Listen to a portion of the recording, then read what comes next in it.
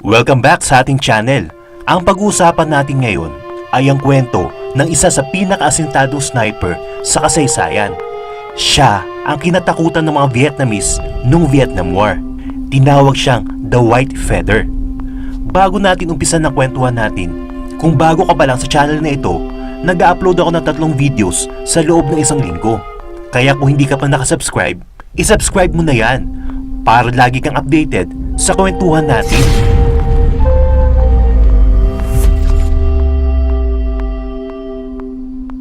Noong 1954, sa Arkansas, USA, mayroong isang teenager ang nangangaso sa isang gubat. Ang pangalan niya ay Carlos Hatkack. Ginagawa niya ang pangangaso para may pandagdag pagkain sa kanyang pamilya. Ang lola niya ang nagpalaki sa kanya simula nung maghiwalay ang kanyang mga magulang. Pumupunta siya sa gubat kasama ang kanyang aso at kadalasan nagpapanggap na isang sundalo. Tapos ang mga hayop na hinahunting niya ay ini-imagine niya mga kalaban. Kaya bata pa lang siya, sanay na siyang humawak ng rifle. Nung tumungtong na siya ng 18 years old, pumasok siya sa US Marine Corps. Dito siya nagsanay bilang isang magaling na marine. Bago siya ma-deploy noong Vietnam War, sumasali siya sa iba't ibang competition katulad ng Wimbledon shooting competition. Dahil sa galing niya umasinta, siya palagi ang nagcha-champion sa mga competition na ito. Noong 1965, pumasok ng Amerika sa sikat na tawag na Vietnam. Nagdesisyon si President Johnson na magpadala ng puwersang militar sa Vietnam. Ito ang naging pasimula ng pakikidigma ng Amerika laban sa mga North Vietnamese.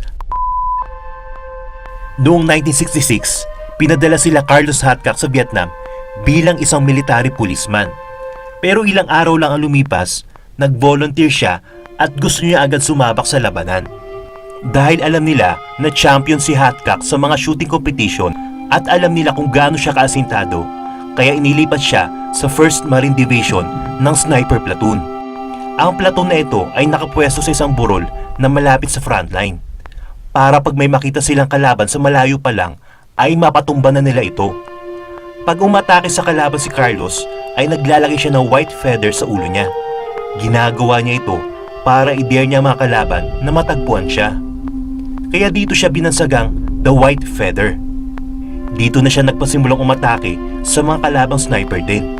At ang paborito niyang oras para umatake ay madaling araw para sa pagbubukang liwayway at sa hapon naman para sa paglubog ng araw.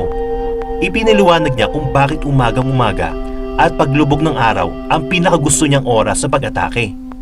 Pag umaga-umaga daw kasi, ang mga kalaban ay kagigising pa lang, tapos nagkakape o nagtsatsaa pa daw ang mga ito. Yung iba naman ay nagbabasa pa ng dyaryo at nakikipagkwentuhan pa.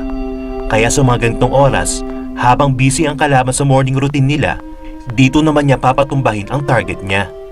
Pag sa gabi naman, ang mga kalaban ay mga pagod na, kaya hindi na sila nakatuon sa paligid nila. Isa rin ito sa magandang pagkakataon para patumbahin ang mga target niya. Sa ganitong paraan niya, madami siya napatumbang target. Ito ay umabot sa 300 na kalaban ang napatumba niya gamit ang kanyang sniping skill. Bilib na bilib ang mga commander niya sa galing niya, kaya mayroong isang mabigat na mission ang ipinagkatiwala sa kanya. Ito ay isang delikado at importanteng mission. Ang mission niya ay patumbahin ng isang North Vietnamese Army General. Napaka-importante ng mission na ito. Dahil pag napatumba niya ang Army General na ito, mabubulabog ang command at control chain ng North Vietnamese Army. May intel sila na ang Vietnamese General ay nasa North Vietnamese encampment. Ang problema nila, hindi nila alam kung nasaan ang eksaktong lugar nito. Kaya ang mission ni Carlos Hatkack ay tahimik na puntahan ng kampo, targetin ng general at patumbahin ito. Sinabihan siya ng commander niya na magsama ng isang kasama. Pero tumanggi siya dahil pag may kasama daw siya, mas mataas ang tsansa na makita sila ng mga kalaban. Kaya pinagpilitan niya sa commander niya na ito ay solo mission niya lang. Wala na nagawa ang commander niya at napabilib sa tapang ni Carlos Hatkack. Ilang araw siya maingat na naglakad sa makakapal na mga damuhan patungo sa direksyon ng kampo ng mga North Vietnamese. Nagtatago siya sa mga matataas na damuhan pag may naaninag siya sa malayo pa lang na mga nagpapatrol ng mga Vietnamese. Ang bitbit niya lang ay mga tinapay, isang sniper rifle at ilang bala lang. Noong makita niya na sa malayo na malapit na siya sa kampo, naobserbahan niya ang kampo ng mga Vietnamese ay napapalibutan ng mga makakapal na punong kahoy at mga damuhan sa tatlong side. Kung ikaw ay isang sniper, isang malaking common sense, syempre dito ka magtatago sa mga makakapal na damuhan pag napatumba niya na ang general. Pero sa isip niya, ganun din ang isipin ng mga kalaban. Madali siyang mahuhuli at pupuntahan siya kaagad ng mga kalaban pag doon siya nagtago.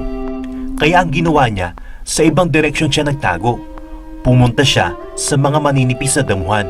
May mga matataas sa bamboo at konting matataas sa damo. Hindi isipin ng mga kalaban na dito magtatago ang sniper. Kaya confident siya na hindi pupunta ang mga kalaban dito. Sa loob ng 2 araw at 2 gabi, gumapang siya na paunti-unti at tinawag niya itong warming na gumagapang ng ilang pulgada lang bawat oras para hindi siya makita ng mga kalaban. Sinasabayan niya ang hangin pag gumagalaw siya para hindi malata ang pagkilos niya. Sa galing niya magtago, kahit ang mga hayop ay hindi siya napapansin, katulad ng mga baboy ramo, mga usa, at nung dumaan pa sa gilid niya ang isang makabandag na ahas. Dinaan na lang siya ng ahas kahit siya ay takot na.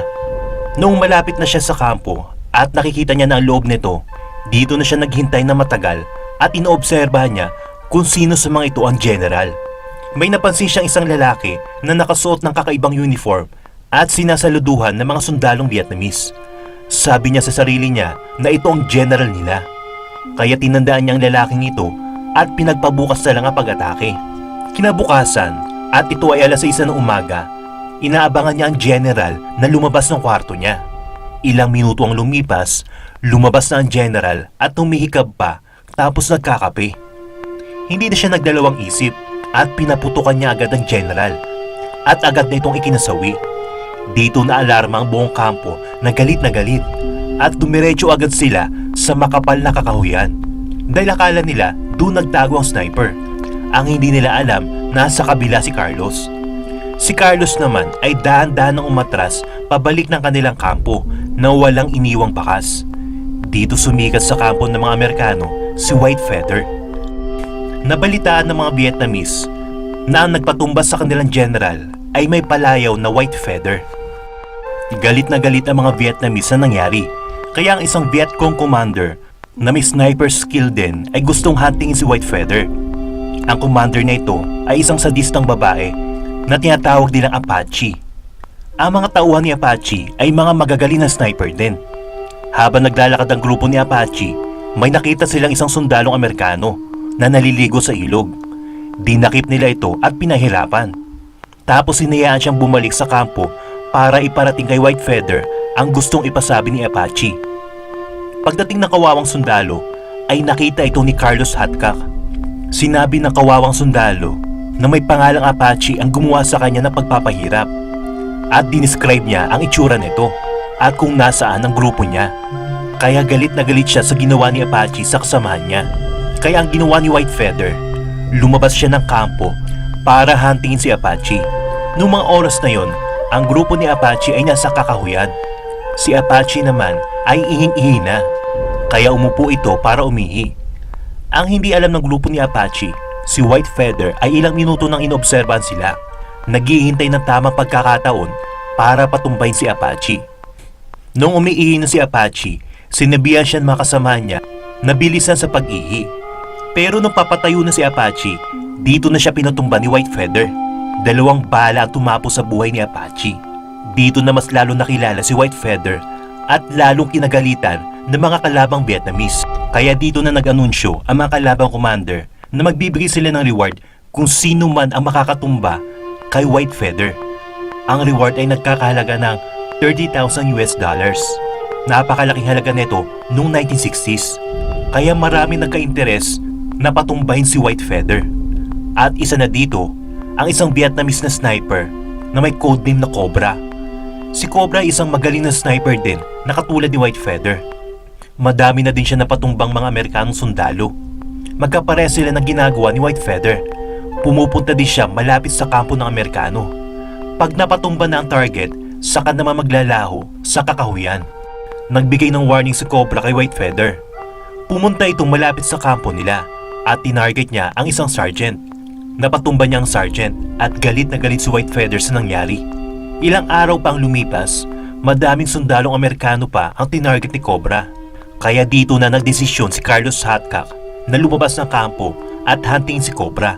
Nung nag-aabang si Whitefeather at ang isang niyang kasama sa gubat, may nasagi silang nabubulok na kahoy. Kaya naglika ito ng ingay. Mabilis silang pinatamaan ni Cobra. Pero sinuwerte ang kasama niya dahil nadaplisan lang ang water jug niyang bitbit. Naghihintayan at nagpapakiramdaman si Cobra at Whitefeather hanggang sa sumapit na ang paglubog ng araw. Nung medyo madilim na ang kagubatan, paunti-unti na nagbabalot ang dilim ang kakahuyan. Pero habang paunti-unti na nawawala ang araw, ang scope ni Cobra ay nag-reflect ng liwanag ng araw. Kaya nung mapansin ito ni Whitefeather, agad siyang nagpaputok ng rifle. Dito niya napatumba si Cobra. Noong linapitan ni Whitefeather at kasama niya si Cobra, nakita nila ang bala ni Whitefeather ay dumaan pala sa butas ng scope ni Cobra. Kaya agad itong nasawi. Dito pa mas sumikat si Whitefeather. Pero noong 1969, habang nakasakay si Carlos Hatchcock sa military truck nila, may nadaanan silang landmine na agad naman sumabog sa kanila. Malaking sunog ang natamo ni Carlos Hatchcock. Pero sa kabutihang palad, nabuhay naman silang lahat. Dito na natapos ang sniping career niya. Pero nung makabalik siya sa Amerika, itinayo niya ang Marine Sniper School at dito niya tinuro ang mga techniques niya sa pagiging magaling na sniper. Hinding-hindi makakalimutan ng mga Vietnamese ang codename na Whitefeather. Nagustuhan niyo ba ang kwento? Kung may gusto kayong ipakwento, i-message niyo lang ito sa Facebook page natin. At magkwentuhan ulit tayo sa mga susunod na video natin.